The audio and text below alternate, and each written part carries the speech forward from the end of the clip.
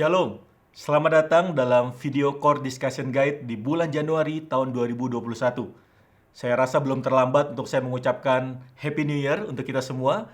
Saya berdoa di tahun yang baru saudara semua tetap semangat dalam melayani Tuhan dan saudara tetap dalam keadaan yang sehat dan dalam perlindungan tangan Tuhan yang kuat. Nah, saudara, di video kali ini kita akan membahas sebuah tema, yaitu menabur di masa sukar. Saya akan bacakan dari Kejadian pasal 8 ayat 22. Selama bumi masih ada, takkan berhenti-henti musim menabur dan menuai, dingin dan panas, kemarau dan hujan, siang dan malam. Ishak merupakan ahli waris dan perjanjian berkat antara perjanjian Allah dengan Abraham ayahnya. Kendati demikian, bukan berarti Ishak tidak mengalami kesulitan. Ishak pun diperhadapkan dengan kesukaran. Kala itu terjadi kelaparan, maka Ishak dan istrinya hendak mengungsi ke Mesir, namun dicegah oleh Allah. Allah menyuruhnya untuk menetap di Gerar sebagai orang asing.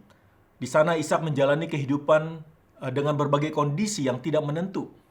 Hanya saja kesulitan itu tidak menghalangi Ishak untuk melakukan sesuatu, yaitu menabur.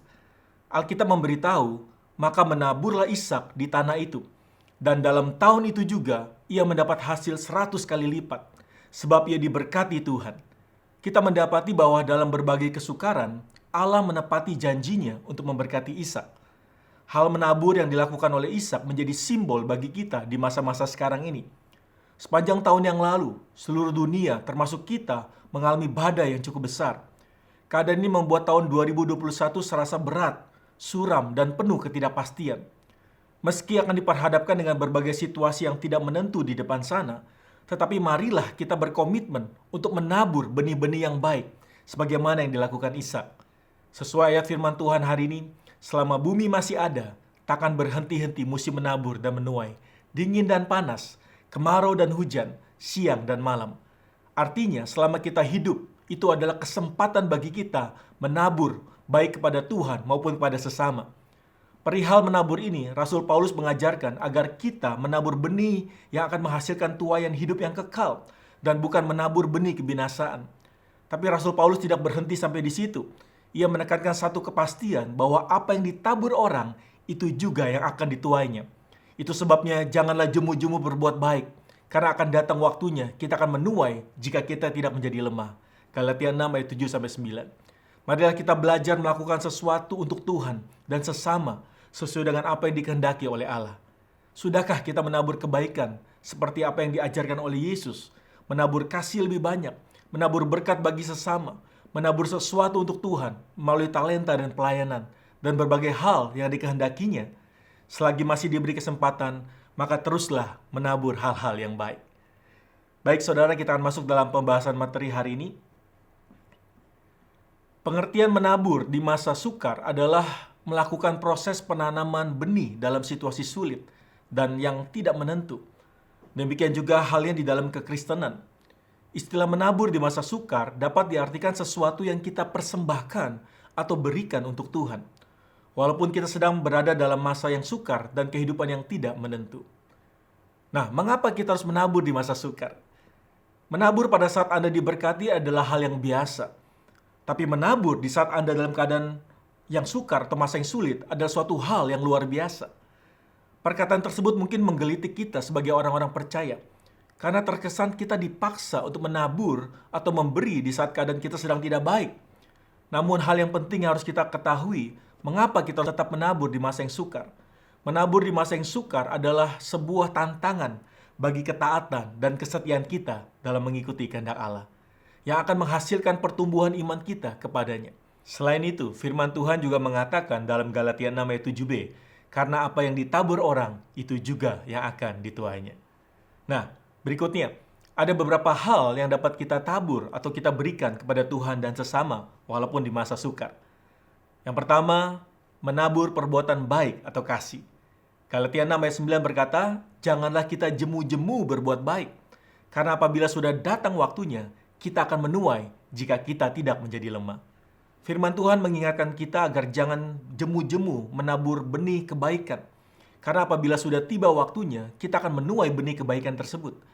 Ada banyak hal yang bisa membuat kita menjadi lemah dalam menabur benih kebaikan. Seperti perbuatan baik kita dinilai salah oleh sesama kita. atau dinilai syarat kepentingan, dinilai ada maksud-maksud tertentu, atau perbuatan kita mungkin dibalas dengan perbuatan yang tidak baik. Sekalipun semua hal tersebut terjadi ketika kita berbuat baik, hal yang harus kita ingat adalah jangan sekali-sekali berhenti menabur benih perbuatan baik atau kasih. Karena bukanlah dari manusia kita mengharapkan balasan, tapi kita percaya bahwa Tuhan melihatnya dan akan membalasnya untuk kita. Dalam kehidupan sehari-hari, seringkali tidak terpikir oleh kita bahwa sekecil apapun perbuatan kasih yang kita lakukan untuk orang lain tidak pernah menjadi sia-sia, sebab Tuhan pasti akan memperhitungkannya untuk kita. Contohnya, dampak pandemi yang masih terjadi saat ini membuat usaha kita sedang mengalami goncangan yang berat. Namun di saat situasi yang sulit, hati kita tetap terbeban untuk membantu orang lain yang sedang dalam kesusahan. Orang yang demikian adalah orang yang memiliki hati seperti hati Kristus, yang memiliki belas kasihan kepada orang banyak. Menabur perbuatan baik atau kasih tidak hanya kepada saudara seiman saja, akan tetapi kita harus menabur perbuatan baik atau kasih kepada semua orang, seperti yang tertulis dalam ayat 10. Karena itu selama masih ada kesempatan bagi kita, marilah kita berbuat baik kepada semua orang.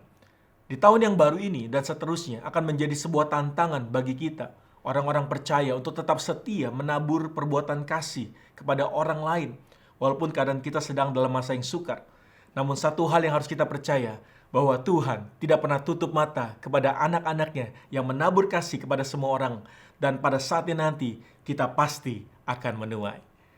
Yang kedua, saudara, menabur waktu. Menabur waktu atau memberikan waktu kita berarti kita harus menyediakan waktu secara khusus untuk Tuhan. Begitu juga untuk keluarga dan pelayanan. Yang pertama, saudara bisa menabur waktu untuk Tuhan. Daniel 6 ayat 11b, dalam kamar atasnya ada tingkap-tingkap yang terbuka ke arah Yerusalem. 3 kali sehari ia berlutut, berdoa, serta memuji Allahnya, seperti yang biasa dilakukannya.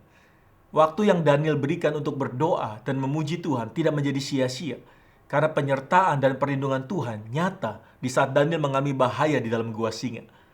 Bagaimana dengan kita? Berapa lama kita memberikan waktu untuk berdoa, memuji, menyembah Tuhan, dan membaca firman-Nya setiap hari? Kalau kita menyadari kita masih hidup sampai hari ini, itu karena waktu yang diberikan Tuhan kepada kita tidak pernah berhenti.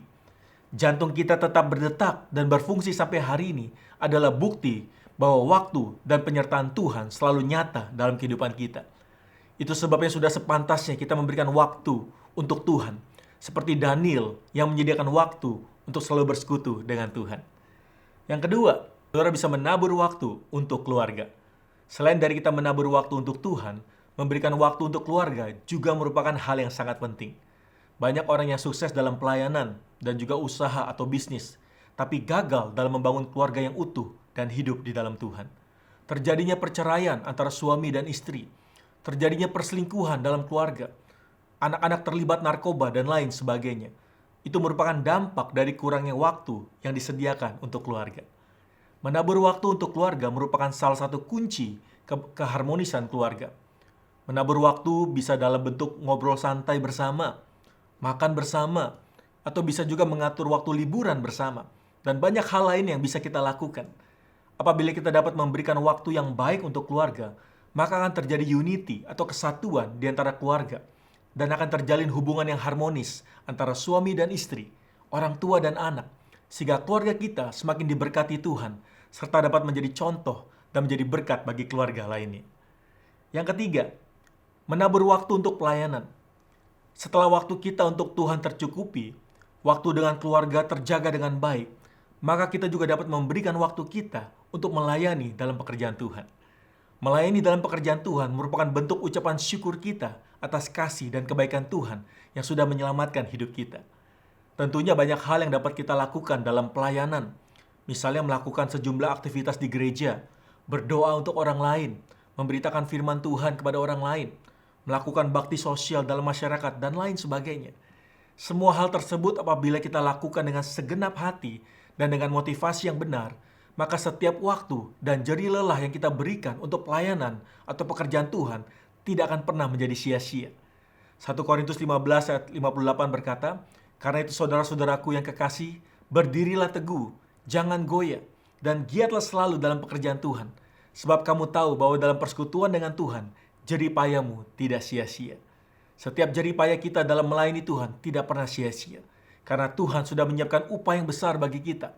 Bukan hanya di bumi ini saja, tapi juga nanti di sorga, kita akan menerima mahkota kehidupan dari Tuhan. Nah, yang berikutnya saudara, apa yang bisa kita tabur di masa yang sukar ini? Yang ketiga adalah menabur dalam bentuk materi. Amsal 11 ayat 24-25, ada yang menyebar harta tetapi bertambah kaya. Ada yang menghemat secara luar biasa, namun selalu berkekurangan. Siapa banyak memberi berkat, diberi kelimpahan. Siapa memberi minum, ia sendiri akan diberi minum. Sudah menjadi sifat alamiah manusia jika maunya hanya menerima atau mendapat, tapi tidak mau kehilangan atau memberi. Kita berpikir bahwa semakin kita berhemat untuk diri sendiri, ditambah dengan menerima dari orang lain, maka kita akan semakin bertambah-tambah dan berkelimpahan. Itu yang ada dalam pemikiran manusia dan juga menjadi prinsip hidup orang dunia. Tapi prinsip dunia ini sangat bertolak belakang dengan prinsip kerajaan Allah. Alkitab menegaskan bahwa justru orang yang banyak memberi kepada orang lain akan menerima kelimpahan. Sebaliknya, orang yang kikir atau orang yang pelit, yang menghemat begitu rupa, akan selalu berkekurangan. Sekecil apapun kita memberi materi atau uang untuk pekerjaan Tuhan, pasti akan Tuhan balaskan menurut kehendaknya. Sama halnya ketika kita menanam biji jagung. Bibit jagung yang ditanam hanya 2 atau 3 biji, tapi akan bertumbuh besar menjadi sebatang pohon jagung yang menghasilkan beberapa tungku biji jagung.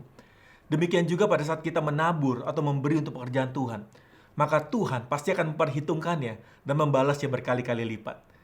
Dalam hal memberi, kita dapat belajar dari seorang janda miskin yang memberikan uangnya untuk Tuhan dalam Lukas 21 ayat 1-4. Ia memberi bukan karena ia berkelebihan, tapi ia memberi dari kekurangannya. Berbeda dengan orang yang lain, mereka memberi dari kelimpahan mereka. Nah, dalam hal memberikan persembahan kepada Tuhan, Tuhan menginginkan kita sama seperti janda miskin tersebut, yang memberi dari kekurangannya. Bahkan ia memberikan seluruh nafkahnya pada hari itu. Sesungguhnya Tuhan tidak membutuhkan harta atau materi yang kita berikan kepada Tuhan. Sebab semua yang kita punya itu berasal dari Tuhan. Terkadang Tuhan hanya mau melihat seberapa taat kita untuk memuliakan Dia dengan harta yang kita punya. Amsal 3 ayat 9 berkata, "Muliakanlah Tuhan dengan hartamu dan dengan hasil pertama dari segala penghasilanmu." Mungkin dalam situasi sekarang ini, keadaan ekonomi kita belum stabil. Bahkan mungkin keadaan ekonomi kita sedang terpuruk. Tapi kita harus selalu ingat bahwa Tuhan tidak tinggal diam dengan apa yang kita alami saat ini. Bisa jadi Tuhan sedang ingin melihat seberapa taat kita mempermuliakan Tuhan dengan harta kita. Walaupun situasi yang sukar sedang terjadi dalam kehidupan kita, Tuhan tidak memaksa dan mempersoalkan jumlah nominal yang akan kita berikan kepada Tuhan. Akan tetapi Tuhan melihat sikap hati yang tulus dan sukacita pada saat kita memberi persembahan kepadanya. 2 Korintus 9 ayat 7 berkata, "Hendaklah masing-masing memberikan menurut kerelaan hatinya. Jangan dengan sedih hati atau karena paksaan, sebab Allah mengasihi orang yang memberi dengan sukacita." Oleh karena itu, apabila kita memberikan persembahan kita kepada Tuhan yang seturut dengan kehendaknya, maka janji Tuhan akan membuka tingkap-tingkap langit dan mencurahkan berkat-Nya yang berkelimpahan kepada kita. Nah, sebagai penutup, saya akan mengutip sebuah quote dari Robert Louis Stevenson. Dikatakan, "Don't judge each day by the harvest you reap, but by the seeds that you plant."